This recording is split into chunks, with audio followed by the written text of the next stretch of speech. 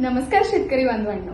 तर मग पावसाळा तर जोरात सुरू असेल आणि मग आता तुम्ही शेतात टाकलेली लाखोंची खतं यांचं जर नुकसान झालं असेल, मग यावर काही उपाययोजना केल्या आहेत तुम्ही? तर बघा, तुमच्यासाठी हा स्पेशल व्हिडिओ आम्ही घेऊन आलो फक्त आणि फक्त आपल्या शेतकरी बांधवांसाठी. समस्या नंबर 1, खतं वाहून जाणं. पावसाळ्यामुळे खतं वाहून जाणं ही तर साहजिकच गोष्टी आहे, पण याला थांबवण्यासाठी करायचं तरी काय? तर यावर आहेत सोपे उपाय, जसं की लेवलिंग करू शकता. आता लेवलिंग म्हणजे काय की शेत जमीन समांतर करून घेणे. त्यामध्ये आहे मॅन्युअल लेवलिंग. तर मॅन्युअल लेवलिंग साठी आपण फावडे किंवा अगदी स्पर्श सुद्धा वापर करू शकता.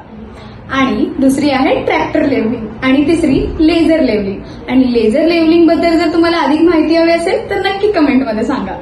जसे झालं लेवलिंग बद्दल, तर आणखी काही करू शकतो का?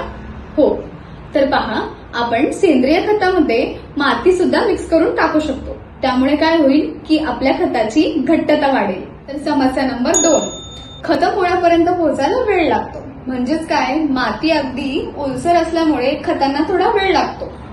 तर यावर काही उपाययोजना आहेत? तर आहेत. तर पहिला उपाय, पानांवर फवारणी. पानांवर फवारणी घेतल्यामुळे काय होईल की झाडाला डायरेक्ट न्यूट्रिशन मिळेल. आणि दुसरी आणि महत्वाची म्हणजे फवारणीची वेळ.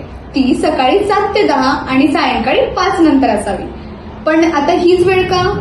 तर कारण या वेळामध्ये ऊन सुद्धा कमी असतं आणि औषधं उडून सुद्धा जात नाही. यामुळे काय होतं की पानांना सुद्धा औषध शोषण करण्यासाठी जास्त वेळ मिळतो. समस्या नंबर 3, खतांचा अचूक डोस माहिती नसणे.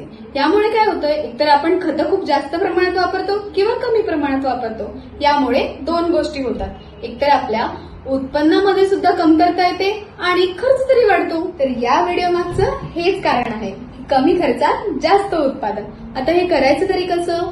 आपल्या जमिनीची योग्य ती चाचणी करूनच तुम्ही खतांचं नियोजन केलं पाहिजे. आणि त्याचबरोबर DAP, MOP, युरिया यांचं प्रमाण एकमेकांशी तुलना करूनच ठरवावं.